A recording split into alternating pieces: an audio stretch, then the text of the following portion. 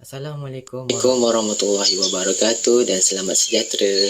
Nama saya Alif Amiruddin daripada kumpulan 6. Kumpulan 6 ini terdiri daripada 7 orang ahli, termasuk saya.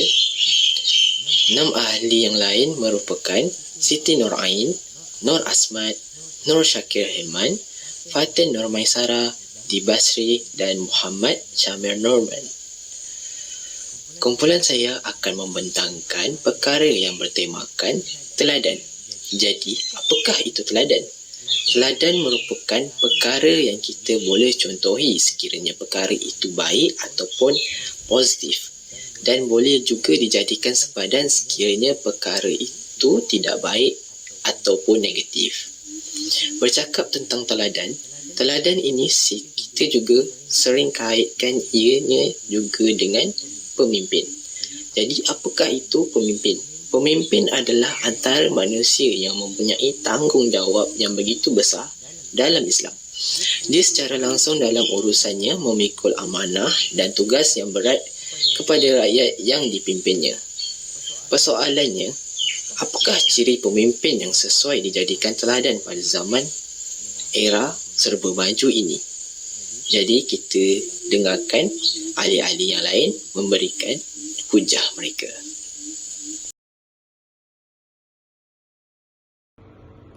Al-Quran menegaskan bahawa Nabi Muhammad SAW adalah teladan dalam seluruh aspek kehidupan, termasuklah dalam hal kepimpinan.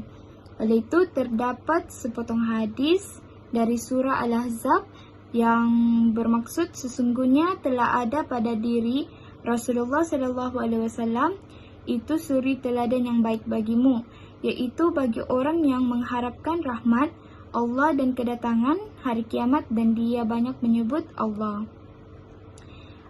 Sifat Nabi Muhammad SAW yang cerdas dalam mengurus, mengatur dan menempatkan anggota masyarakat dalam pelbagai posisi sesuai dengan kemampuannya patut diteladani.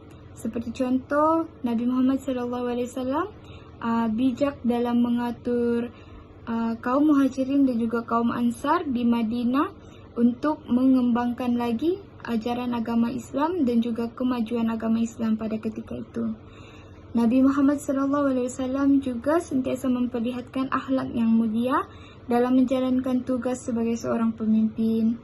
Nabi Muhammad SAW juga memiliki rasa empati dalam memimpin. Baginda tidak pernah mencaci seseorang kerana kesalahannya.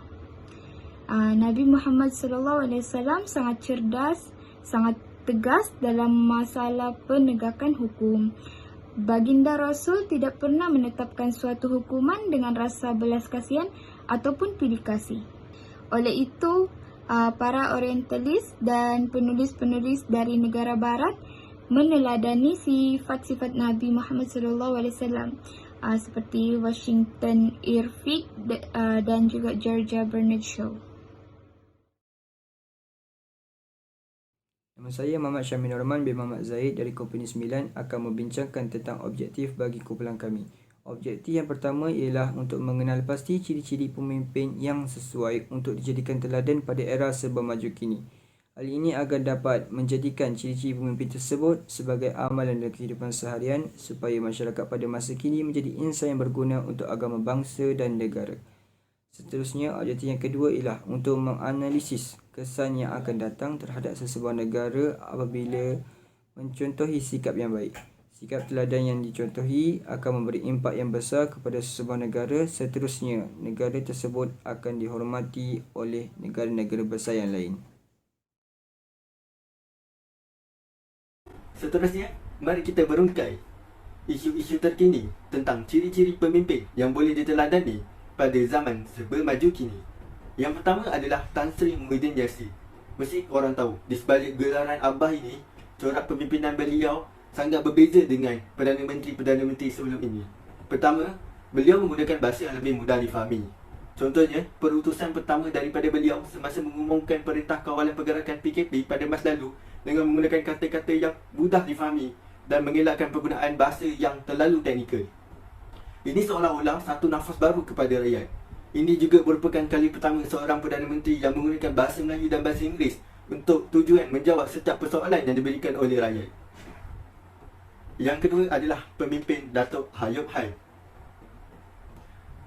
Tak kala sekelompok anggota penguatkuasa terjebak dengan pelbagai masalah integriti dan disiplin seperti rasuah dan salah guna kuasa, kita juga lupa masih ramai lagi dalam kalangan mereka yang memikir nilai integriti yang tinggi serta kualiti kepimpinan yang hebat, dan sudah semestinya Ayub Han adalah salah seorang daripada mereka. Datuk Ayub Han sudah tidak asing lagi dalam kalangan anggota masyarakat kita yang mengenali beliau sebagai seorang anggota polis yang berintegriti tinggi, berani, tegas dan cemerlang. Sebagai anggota penguatkuasa, integriti perlu menjadi perisai kita. Jangan sekali menggadai nilai dan maruah diri hanya kerana tamak dan mahu cepat kaya. Buktikan maruah diri tidak boleh dijual beli dan sedar tugas yang dipikul adalah amanah rakyat dan negara kepada kita. Ciri-ciri pemimpin yang ketiga iaitu Nik Izani yang memberi impak positif kepada rakyat dan boleh dijadikan teladan. Kisah Nik Izani membantu seorang serumah yang ditahan selepas gagal membayar barangan makanan dan ubat bernilai RM58 di sebuah pasar raya 20 Januari lalu sangat menyentuh perasaan umum. Menurut beliau mengambil keputusan menutup siasatan kes curi penampal penyejuk suhu badan, kek pandan dan sosial situ serta memverifikasikan tindakan tiada sebarang tindakan lanjut sebaik mendengar perincian daripada pegawai. Perbuatan mencuri adalah satu jenayah, tetapi menghukum satu keluarga miskin dan kelaparan juga adalah satu perkara yang tidak betul. Inilah ciri-ciri Nik Izani, pemimpin yang boleh diteladani kerana mempunyai sikap berkeri kemanusiaan. Yang keempat adalah pemimpin Tan Sri Noh Hisham sebagai pengarah kesihatan. Kepimpinan terpuji beliau ialah mampu dan bijak menggambling sumber manusia yang ada seperti sumber manusia, seluruh anggota pasukan perubatan dan kemudahan serta fasiliti kesihatan secara efisien untuk mengendalikan serangan wabak COVID-19. Sentiasa tenang dan memperlihatkan kematangan dalam menguruskan situasi yang cemas dan ketika kering. Assalamualaikum warahmatullahi wabarakatuh. Saya Fatimah Sarah binti Adnan. Hari ini saya akan menjelaskan tentang teori pemimpin yang berkaitan dengan ciri-ciri pemimpin yang sesuai dijadikan teladan pada zaman sekarang. Teori yang pertama ialah teori manusia besar. Menurut pandangan ini, para pemimpin hebat hanya dilahirkan dengan ciri-ciri dalaman yang diperlukan seperti karisma, keyakinan, kepintaran dan kemahiran sosial yang menjadikan mereka pemimpin lahir semula jadi. Teori manusia yang hebat menganggap bahawa keupayaan kepimpinan adalah wujud. Pemimpin besar itu dilahirkan, tidak dibuat. Teori-teori ini sering menggambarkan para pemimpin hebat seperti heroik, mitos dan ditakdirkan untuk bangkit kepada kepimpinan apabila diperlukan. Teori yang kedua ialah teori trait. Begitu juga dengan teori Greatman, teori sifat menganggap bahawa manusia mewarisi sifat-sifat dan ciri-ciri tertentu yang membuat mereka lebih sesuai untuk kepimpinan. Yang ketiga ialah teori kontingensi. Kepimpinan berfokus pada pemboleh ubah tertentu yang berkaitan dengan persekitaran yang mungkin menentukan gaya kepimpinan tertentu yang paling sesuai untuk situasi ini. Yang keempat ialah teori situasi. Teori ini mencerahkan bahawa para pemimpin memilih tindakan-tindakan yang terbaik berdasarkan pemboleh ubah situasional. Gaya kepimpinan yang berbeza mungkin lebih sesuai untuk jenis keputusan tertentu. Teori yang kelima ialah teori tingkah laku. Teori kepimpinan tingkah laku adalah berdasarkan kepercayaan bahawa pemimpin besar dibuat, tidak dilahirkan. Pertimbangkannya sebagai sebahagian daripada teori-teori Greatman. Berakar dalam behaviorisme, teori kepimpinan ini memberi tumpuan kepada tindakan pemimpin, bukan pada kualiti mental atau negeri-negeri dalaman. Menurut teori ini, orang dapat belajar menjadi pemimpin melalui pengajaran dan pemerhatian. Yang keenam ialah teori peserta. Teori kepimpinan partisipan menunjukkan bahawa gaya kepimpinan yang ideal adalah salah satu yang mengambil input dari orang lain ke dalam akaun. Para pemimpin ini menggalakkan penyertaan dan sumbangan daripada ahli kumpulan dan membantu ahli kumpulan merasa lebih relevan dan komited terhadap proses membuat keputusan. Teori yang ketujuh ialah teori pengurusan. Teori pengurusan yang juga dikenali sebagai teori transaksional memberi tumpuan kepada peranan pengawasan, organisasi dan prestasi kumpulan. Yang terakhir ialah teori hubungan. Teori hubungan juga dikenali sebagai teori transformasi, memberi tumpuan kepada hubungan yang terbentuk antara pemimpin dan pengikut. Kefahaman tentang sesuatu perkara hanya menjadi sempurna jika kita mengetahui definisi atau maksudnya. Oleh itu, kita akan memulakan perbincangan ini dengan mengetahui maksud teladan. Apa maksud teladan? Teladan bermaksud perbuatan yang patut diikuti.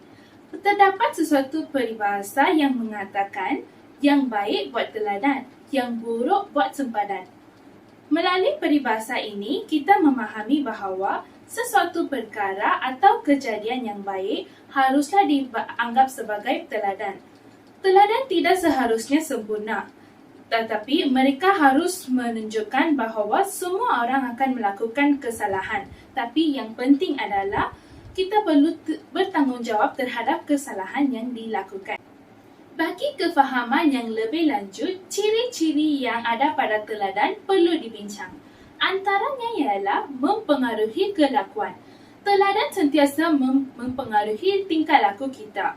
Sebagai contoh, cara pertuturan dan perlakuan ibu bapa yang sopan santun antara satu sama lain akan dijadikan teladan oleh anak-anak. Oleh sebab itu, seseorang yang dipilih sebagai teladan haruslah mempunyai sifat-sifat terpuji dan bukan hanya mereka yang popular sahaja. Seterusnya, mempengaruhi perasaan dan pemikiran. Misalnya, jika kita menjadikan seorang usahawan yang berjaya sebagai teladan kita, pemikiran kita juga akan dipengaruhi oleh cara pemikiran usahawan tersebut. Oleh hal yang demikian, seseorang yang dipilih sebagai teladan perlulah memiliki sifat-sifat yang baik, bukan hanya mereka yang memiliki penampilan yang menarik. Akhir kata, teladan yang dipilih tidak semestinya seseorang yang terkenal sahaja. Seseorang yang kita rasa boleh membantu diri kita untuk mencapai matlamat hidup kita harus dijadikan teladan. Hal ini kerana seseorang atau sesuatu yang dipilih sebagai teladan mestilah relevan dengan matlamat diri yang ingin dicapai. Jika tidak, kita mungkin akan sesat jalan dalam menentukan arah tuju yang menuju ke arah kejayaan.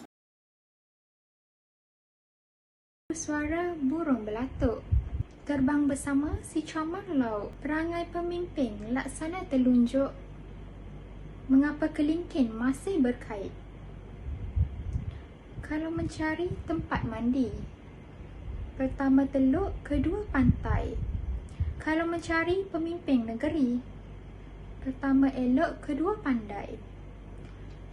Pewaris tahta, putera mahkota, sedia berbakti sepenuh hati. Apa dikata tidak dikota? Mana bukti pemimpin sejati? Wahai teman cahaya mata, kepada pemimpin taat setia. Tunjuk ajarnya engkau pelihara, supaya hidupmu selamat sejahtera. Kalau hendak membuat tengguli, tanakkan gula dalam belanga. Kalau hidup hendak terpuji, terhadap pemimpin taat setia. Hijau menguning padi di sawah, tunduk berisi bagai nak rebah. Pendirian kukuh tidak goyah, menghadap cabaran tidak gelabah. Kuala Lipis di negeri Pahang, jauh dari Tasik Bera. Jangan ditakut jantannya orang, hidup mati di tangan yang esa. Berdayung mudik ke Kuala Sepak, kualek bocor dikayuhi juga. Kalau menimbang sama berat, kalau mengukur sama tepat. Duduk jebat bersila panggung, Satria pembela paling terulung. Karam di laut jadi pelampung, lumpur di darat jadi